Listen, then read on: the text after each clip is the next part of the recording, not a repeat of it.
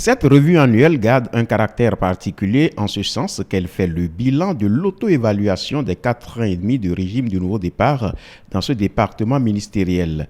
Des avancées constatées conformément à l'exécution du PAG, programme d'action du gouvernement. Pour l'année 2020, davantage de ressources ont été mises en place pour réaliser de grands projets. Pour ce qui concerne l'année 2020, vous avez vu les taux qui sont affichés.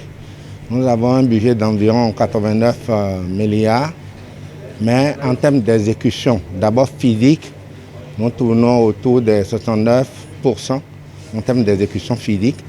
Mais en exécution financière, nous sommes pratiquement en termes d'engagement à près de 200%, avec un taux d'ordonnancement de 184%. Cela veut dire quoi?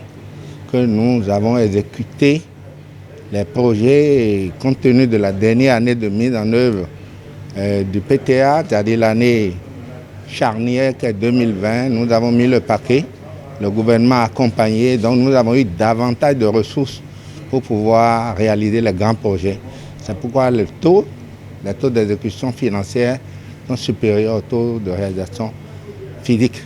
Une préévaluation des réalisations prévues pour 2021 sera également faite afin de donner plus de visibilité aux réalisations du PAG. Les conclusions d'aujourd'hui nous permettront d'anticiper, de corriger le tir, de redresser la barque, voire de prendre des mesures hardies pour que le PAG, volet cadre de vie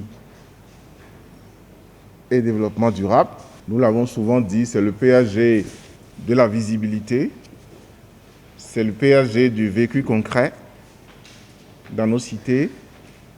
Et donc, il est très difficile de mentir si le PAG a marché ou pas. Et donc, nous ferons un bilan sans concession pour nous-mêmes.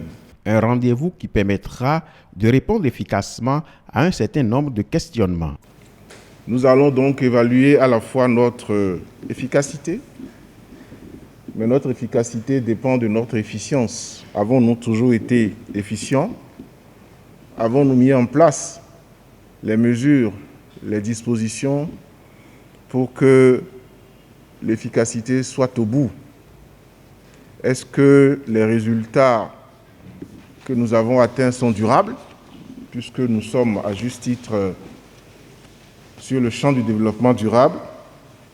Est-ce que les infrastructures dont nous conduisons la mise en place sont résilientes?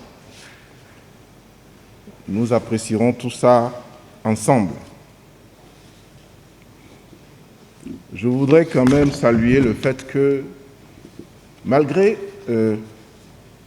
la Covid, malgré les difficultés de se voir et de se réunir, les réunions en visioconférence, les réunions virtuelles n'ont pas pour autant entamé notre engagement et notre mobilisation à atteindre les résultats et les objectifs qui nous ont été assignés par le président de la République.